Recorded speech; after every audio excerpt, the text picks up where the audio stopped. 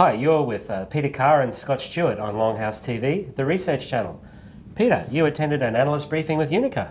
Yeah, this week VP of UNICA, Yuchun Lee, was in town. Now, Yuchun, quite an interesting character. A little bit of notoriety surrounds him. He's one of these an IBM employee now, so IBM recently bought UNICA.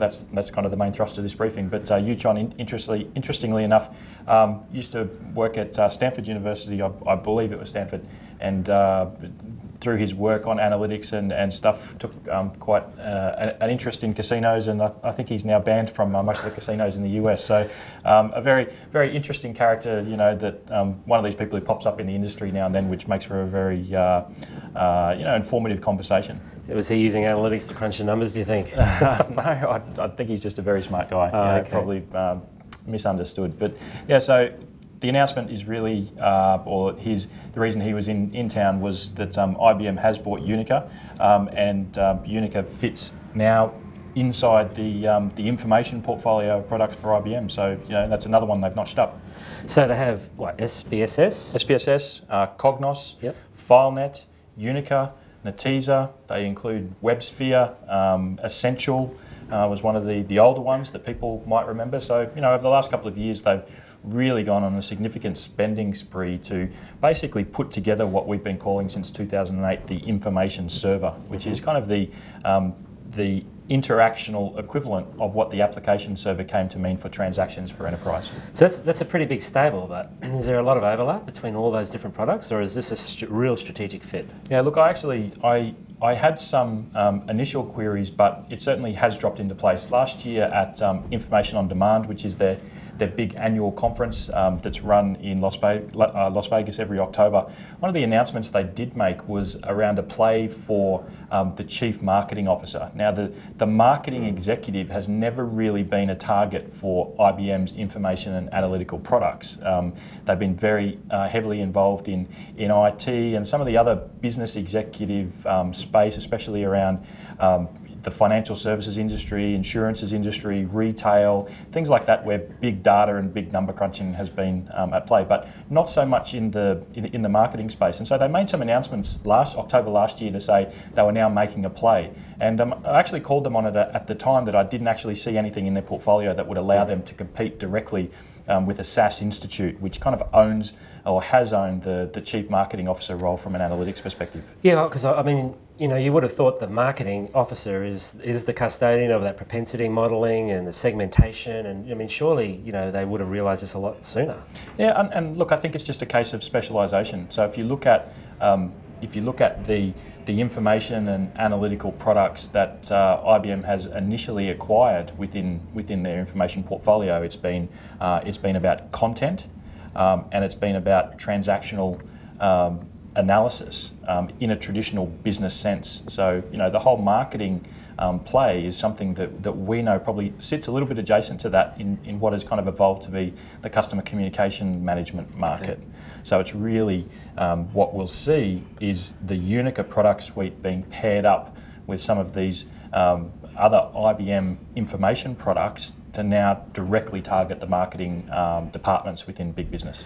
So Peter, my experience with UNICA is that they pitch to the Chief Marketing Officer as a standalone product, outside of IT, quicker to deploy, and all they say is, look, all you got to do is give me the data and we'll take care of the rest. Yep. So will IBM continue with that sort of marketing push?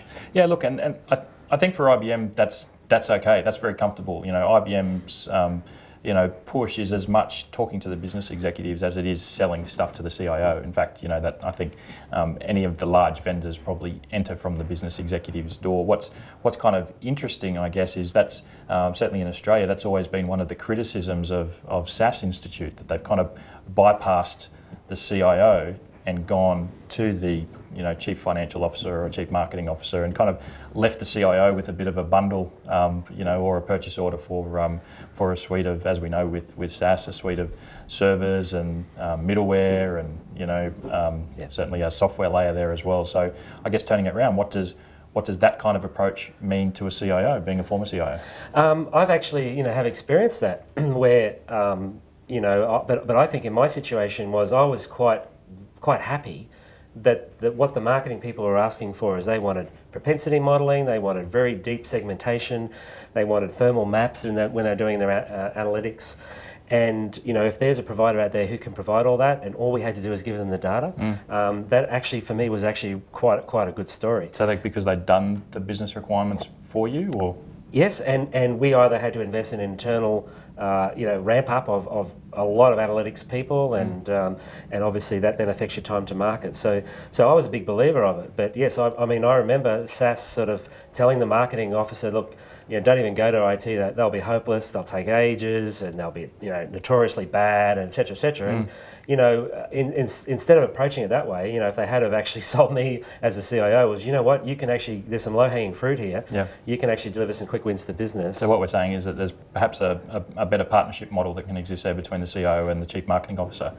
Absolutely, and I see it's integral, because if you are really a Chief Information Officer, the I is information, it's not infrastructure. So, and that's what the marketing officers want. They want information, they want analytics, they want deep dive, they want to know propensity, modelling, the whole kit. So, and I think there's a wider implication here too for the marketing director or Chief Marketing Officer. We've started to see a few of them in Australia over the last couple of years, and that's really a case of if the marketing department has largely pushed out or outsourced the creative part of marketing to agencies, whether they be advertising agencies or just creative agencies themselves, desktop publishing houses and things like that. And now we're seeing such a strong move in the technology space with the emergence of marketing technologies and the customer communications technologies, and such a big focus on the customer. And we're looking at providers to do that kind of stuff. It kind of leaves a question of the marketing officer is kind of becoming what the Chief Information Officer has also become, in that there's a separation there between the actual underlying technology and doing of the function as opposed to the management of the function. Absolutely, and the marketing officer becomes the owner of that segmentation. They actually become the person who executes on that segmentation and really just sort of owns the analytics. So it's quite interesting. Yep. But I also came across a number of value-add sort of organisations who took a UNICA, and they took a content management system, and they took a CRM, and they took a web portal, and they put it all together and offered a standalone marketing solution for campaign management. And I thought that was very positive, or a very interesting space to be in. Yeah, and look, we'll see that from IBM for sure. I mean, there'll be examples of it in the market, but what that means is it means a WebSphere, FileNet, Cognos, UNICA, probably SPSS solution mixed up. They've got some work to do. Those are big technologies and big brands and big platforms, and so it'd be really interesting to see some of those end-to-end solutions, which is a question I asked you, John. Keep us informed about when you get someone who bites off the whole suite, because wow, that'll be a really exciting case study in a really powerful environment that they would have built. But is it open? Does it have all the APIs and the connectors, or is that all got to be built? No, absolutely. All that stuff will be there.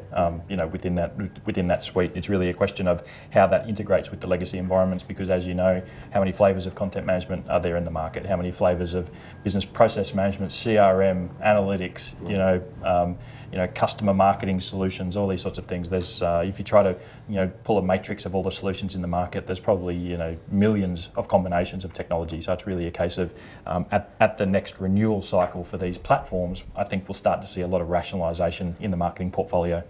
So do you think this is a product that will fit in if you're a business that controls the end-to-end communication, the chain, right to even direct mail? Will it fit into that kind of supply chain, do you think? Yeah, certainly. I mean, the direct mail kind of represents old business, right? But it's still a part of that. It's a channel. So for those organisations that are still using those sorts of things, and that kind of goes to one of those functions that the marketing department has already outsourced, right? The direct marketing function has gone, the creative function has gone, the customer analytics stuff is gone. It's really important that what's left behind is the strategy to pull all this together.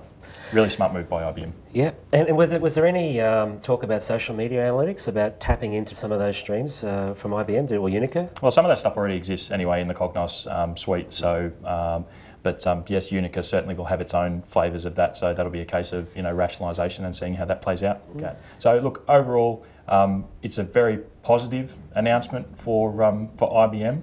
It was a question mark not just a question. There was a big question mark in my mind for the most of the last 9 months. But I guess some of the executives who made this announcement in Las Vegas last year had some idea that UNICA was on the cards, but they obviously weren't able to sell anything or say anything at that point in time. So it's probably wasn't such a great announcement for them to make last year, but this year at IOD in Las Vegas, I'm expecting some big things, and probably even a bigger crowd than the 7,000 to 10,000 they had last year, because I think UNICA brings a similar several thousand strong crowd of marketing executives to that kind of thing. So I guess what it means at the end of the day is that there's a real head-to-head now, and we'll see lots of activity as these two giants, IBM and SAS Institute, kind of go head to head for this piece of market share.